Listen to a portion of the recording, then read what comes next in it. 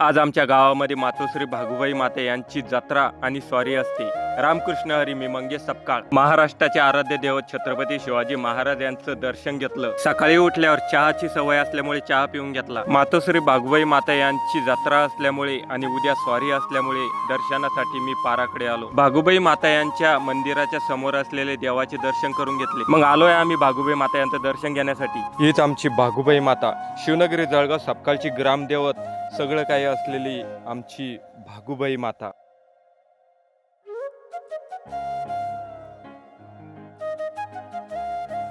घाट घालू किती वाट पाहू किती लाटमची होऊ नये कणात तू मना। शिव आणि मी मंदिराच्या परिसरामध्ये बसलो। शिवला चिटक्याची चप्पल घालता येत नाही म्हणून मी घालून दिली। आमचे मित्र डॉक्टर असलेले डॉक्टर अभिजित सपकाळ, सदस्य सरपंच आणि 22 जिल्हा परिषद सदस्य यांच्या सोबत एक सेल्फी घेतली। मग काय आमच्या शिवला दिसले पाळणे, रडायला लागला ना। मग शिव बसला जम्पिंग मध्ये, पण फक्त फोटो काढण्यासाठी। मग काय बसवलं ना डायरेक्ट शिवला गाडीमध्ये पाळण्याच्या। मग काय शिवचा मित्र सार्थक पण त्याला भेटला। त्यांचं काय चालू होतं हेच मला कळत नव्हतं। योगेशन मी पित होतो चहा, एका दिवसासाठी फ्री असलेला चहा मजा वेगळीच असते। या वर्षी जत्रा जरा लय भरणार दिसते। शिव आणि मी घराकडे निघालो तर पंजाब बाबांनी शिवला खरबूज दिले। दुसऱ्या बाजूला पोत विकण्यासाठी घरी आलो तर शिव ऐकत होता गोंधळ। तर या आमच्या गावच्या सरपंच बाई, त्यांना म्हटलं येणाऱ्या भाविक भक्तांना शुभेच्छा देतो। त्या म्हणत्या काय बोलू। गर्दी आता वाढतच चालली होती। दुसऱ्या बाजूला शालिक भाऊ काय म्हणतात बघा।